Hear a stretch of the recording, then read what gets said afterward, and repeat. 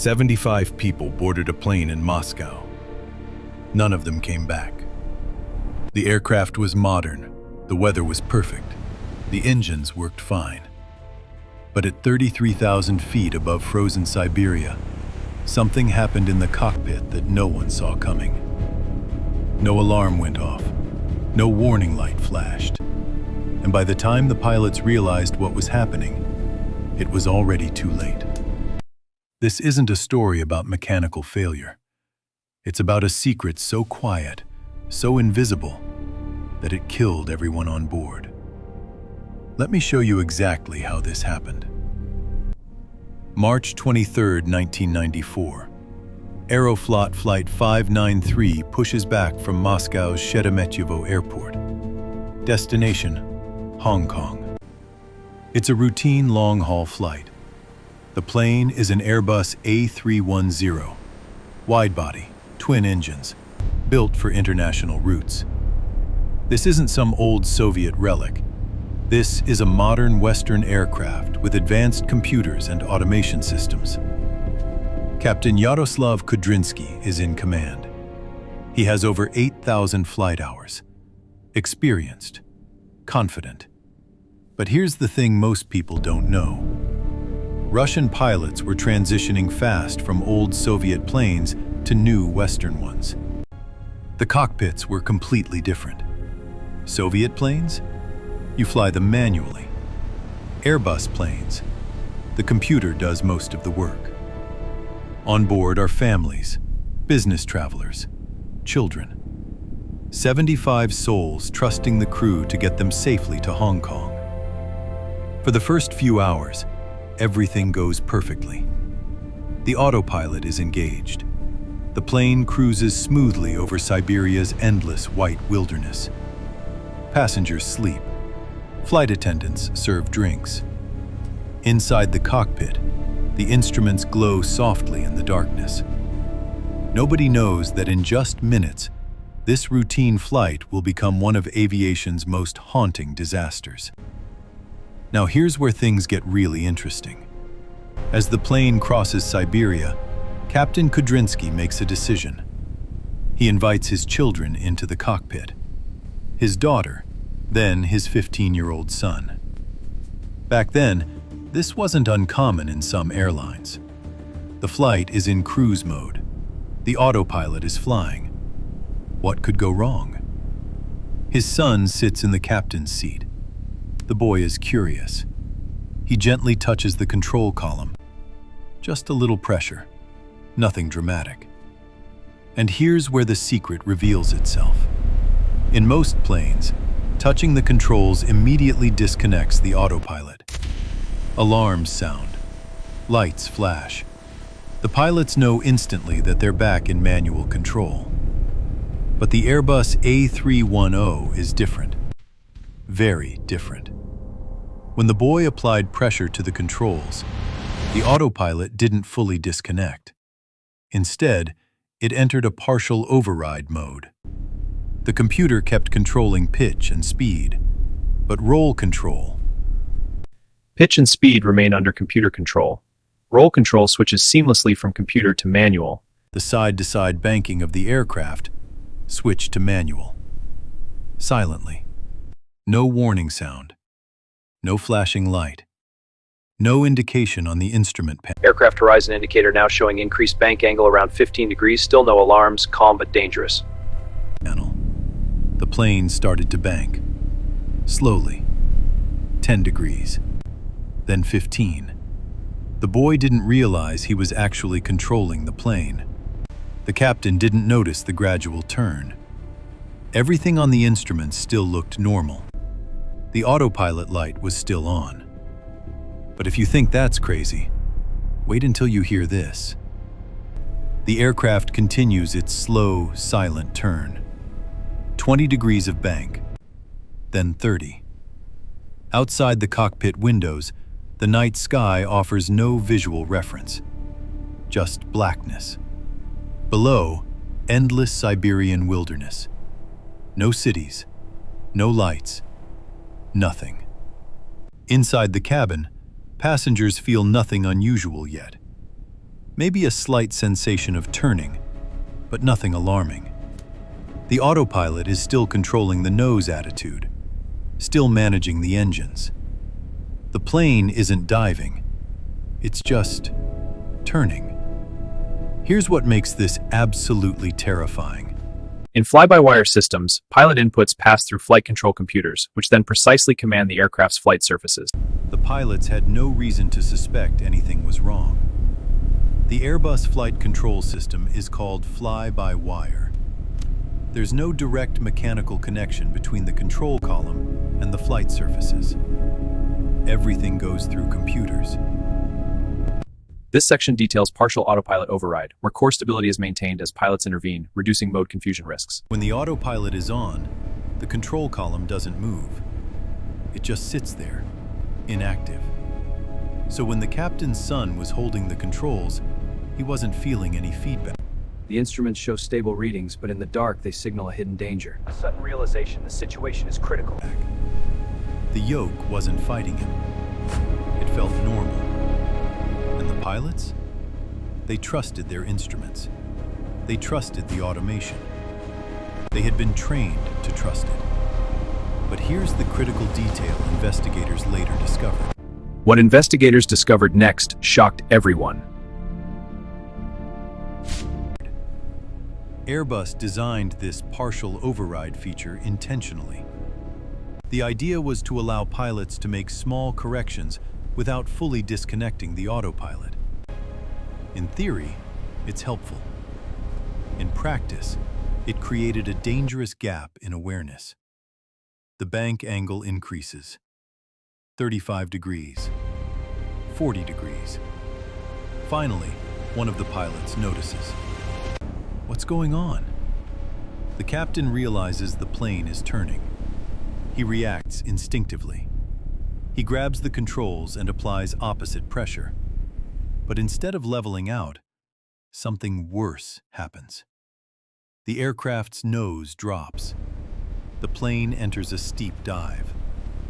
Suddenly, alarms start blaring. This brings us to the most shocking discovery of all. The Airbus is now in serious trouble. The bank angle exceeds 60 degrees. The nose drops sharply. The aircraft is no longer flying. Pitch is rising fast, airspeed dropping. Overdeck, nose down! Stall, full power! Nose down, we're sinking fast. Mayday, man, stalling! It's falling. Gravity pulls everyone toward the side of the cabin. Loose items fly through the air. Passengers wake up to chaos. This diagram shows a conflict. The conflict zone triggers system override while the pilot disengages. Inside the cockpit, the pilots fight desperately. But here's the nightmare. They're spatially disoriented. When you're in a plane, you can't feel which way is up without looking outside. And outside, total darkness. Their instruments are spinning. Warnings are screaming. The G-forces press them into their seats. The captain pulls back on the controls. Hard.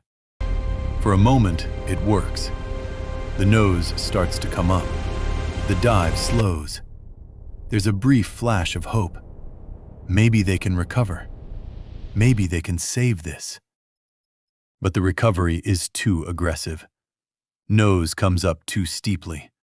The airspeed drops. And then, the second stall. This time at a much lower altitude. The plane enters what pilots call a graveyard spiral. Banking, diving, accelerating. The pilots have lost all reference. They don't know if they're climbing or descending, turning left or right. The Airbus wasn't broken. The engines were running. The control surfaces responded. But the crew couldn't regain control because they didn't understand what the aircraft was doing. The automation and the manual inputs were fighting each other. And in that fight, everyone lost. At 12:58 a.m. local time, Flight 593 impacts the frozen ground at high speed. The crash site is remote, deep in the Siberian wilderness. All 75 people on board die instantly. There are no survivors, no witnesses, just wreckage scattered across the snow. So what does all this mean for us today? The investigation revealed something that changed aviation forever. This schematic is marked as functional and intact. It depicts a complete and operational aircraft engine. wasn't a mechanical failure. It wasn't bad weather. It wasn't even really pilot. The pilot expects a direct, simple cause and effect. In reality, the system uses multiple sensors and cross-checks before responding. Error in the traditional sense. It was a design philosophy that created a gap between what the pilots thought was happening and what was actually happening. Here's why this matters. The human icon connects to the computer system. This connection enables seamless data exchange. To you, even if you're not a pilot. Every time you board a plane, you're trusting automation. Modern aircraft are incredibly safe because of computers. But those computers only work when humans understand them. When there's a gap in that understanding, tragedy follows. After Flight 593, Airbus made changes. They modified the warning systems. Now, if a pilot overrides the autopilot, even partially, there are clear indications. Training programs were completely overhauled. Pilots learned not just how to fly the plane, but how the automation thinks. Airlines worldwide implemented strict cockpit access rules. No more casual visits during flight. No more children in the captain's seat. These rules seem obvious now, but they were written in the blood of Flight 593. But here's the deeper lesson. Automation doesn't replace. A human silhouette oversees a network of automated systems, where data flows and processes harmonize under watchful guidance. This diagram reveals the overwhelming complexity of aircraft automation, where the flight control system integrates navigation and sensor inputs to manage actuators. Understanding. It demands it.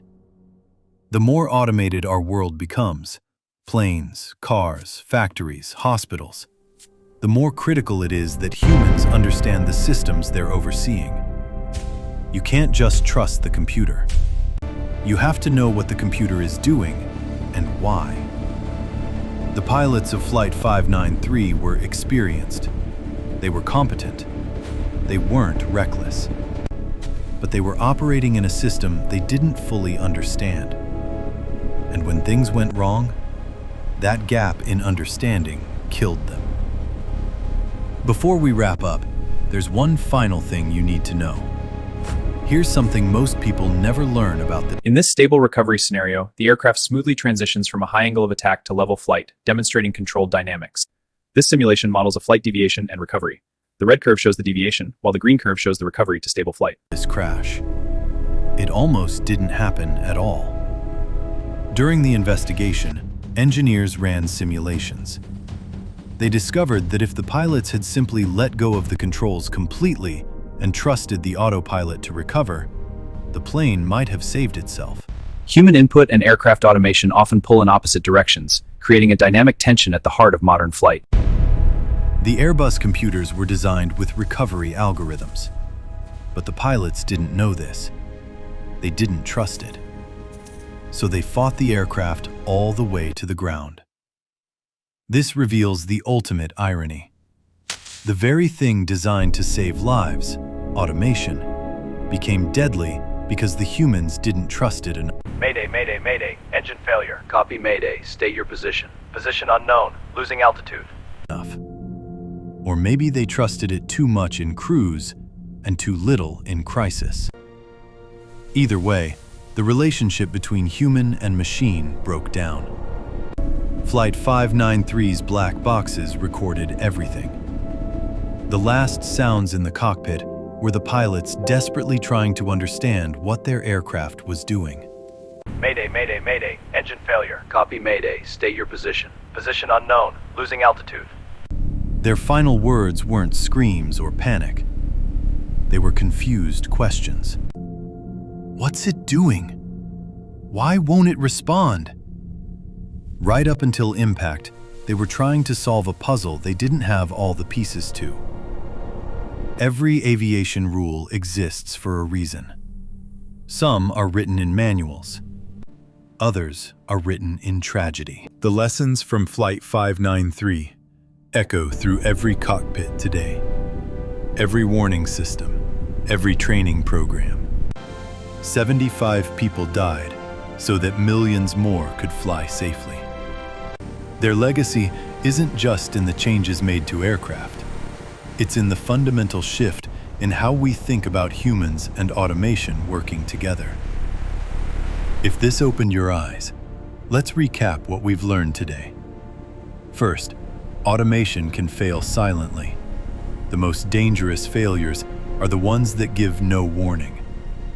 Second, understanding your tools is more important than trusting them, whether it's a plane or any other technology in your life.